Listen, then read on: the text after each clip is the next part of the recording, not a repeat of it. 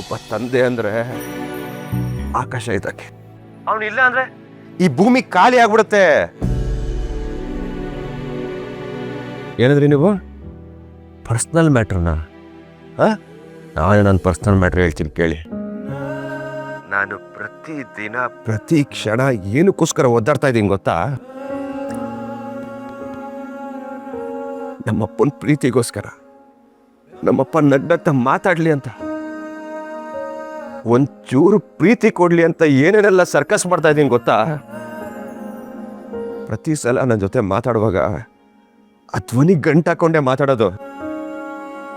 ಯಾವಾಗ್ಲಾರು ನಗ್ನಗ್ತಾ ಪ್ರೀತಿಯಿಂದ ಬೆಲ್ಲಗೆ ಮಾತಾಡ್ಬಿಟ್ರೆ ನನ್ನ ಜೊತೆ ನನ್ನ ಕಣ್ಣಲ್ಲಿ ನೀರು ಬಂದ್ಬಿಡುತ್ತೆ. ಆ ಕ್ಷಣಕ್ಕೋಸ್ಕರ ಯಾವಾಗ್ಲೂ ಕಾಯ್ತಾ ಇರ್ತೀನಿ. ಮಜಾ ಏನು ಗೊತ್ತಾ? ಅವ್ರು ಯಾವಾಗಲೂ ನನ್ನ ಜೊತೆಗೆ ಇರ್ತಾರೆ, ಆದರೆ ಯಾವತ್ತೂ ಹತ್ರ ಆಗಿಲ್ಲ.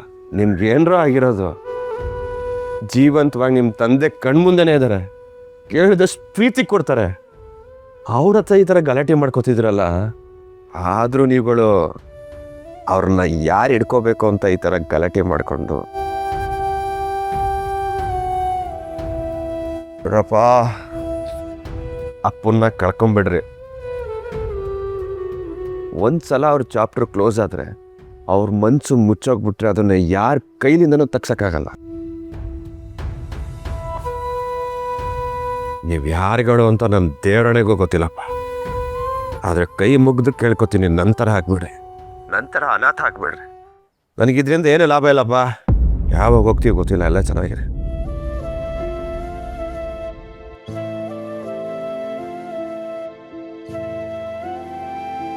ಕ್ಷಮಿಸೋರಪ್ಪ, ತಪ್ಪಾಯ್ತಪ್ಪ.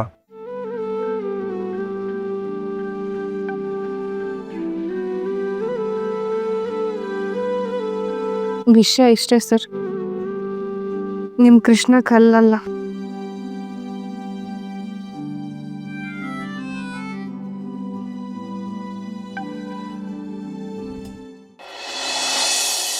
ಆ್ಯಕ್ಚುಲಿ ಒಂದು ಮಟ್ಟಿಗೆ ನಾನು ತುಂಬ ಒಳ್ಳೆಯವನು.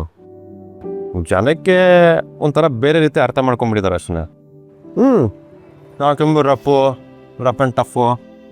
ಅರೆ ಅವ್ರಿಗೆ ಗೊತ್ತಿಲ್ಲ ನನ್ನ ಮನ್ಸಲು ಒಂದು ಒಳ್ಳೆ ಸಾಫ್ಟಾಗಿರೋ ಹಾಡಿದೆ ಅಂತ. ಇವಾಗ ಏನು ಹೇಳಬೇಕು ಅಂತ ಇದೆಯಾ? ಸುಮ್ಮನೆ ನಿಮ್ಗೆ ಗೊತ್ತಿರಲಿ ಅಂತ ಅಷ್ಟೇ, ಇವಾಗ ಕೈಂಡ್ ಇನ್ಫಾರ್ಮೇಶನ್. ಈ ಮ್ಯಾಟ್ರ್ ಆಲ್ರೆಡಿ ನಂಗೆ ಗೊತ್ತು ಬಿಡು. ಗೊತ್ತಿತ್ತಾ? ಹೆಂಗೆ? ಅವತ್ತು ಬಾರ್ ಓಪನ್ ಮಾಡಿಲ್ಲ ಅಂತ ನೀನು ರೌಡಿಗಳ ಥರ ಹೋಗಿ ಓನರ್ ಜೊತೆ ಜಗಳ ಮಾಡಿ ಬಾರ್ ಓಪನ್ ಮಾಡಿಸಿಲ್ಲ. ಹೋಗಿ ಆರಾಮಾಗಿ ದುಡ್ಡು ಕೊಟ್ಬಿಟ್ಟು ಆರಾಮಾಗಿ ಕುಡಿದ್ಬಿಟ್ಟು ಆಮೇಲೆ ಹೋಗಿ ಸಾರಿ ಕೇಳ್ಬಿಟ್ಟು ಪಾಪ ನೀನು ಕಣ್ಣೀರು ಹಾಕ್ಬಿಟ್ಟು ಬಂದೆ. ಅದರಲ್ಲೇ ಗೊತ್ತಾಯ್ತು ನಿನ್ನ ಹಾರ್ಟ್ ಎಷ್ಟು ಸಾಫ್ಟಾಗಿ ಮುದ್ದಾಗಿ ಕ್ಯೂಟ್ ಆಗಿದೆ. ಲೇ ನಾನು ಭಾಳ ನನಗೆ ವಾಪಸ್ ಬಿಡ್ತಿದ್ದೀಯಾ? ತಾಗೋದು ಈ ಜೋಳದಲ್ಲೇ ಹೊಡೆದ್ಬಿಡ್ತೀನಿ. ಹಾರ್ಟ್ ಸಾಫ್ಟ್ ಅಂತ ಸುಮ್ಮನಿದ್ದೀನಿ ಅಷ್ಟೇ. ಸರಿ ಈಗ ಸೇವೆಗಳೆಲ್ಲ ಮುಗೀತಾ? ನಾ ಹೊರಡ್ಲಾ?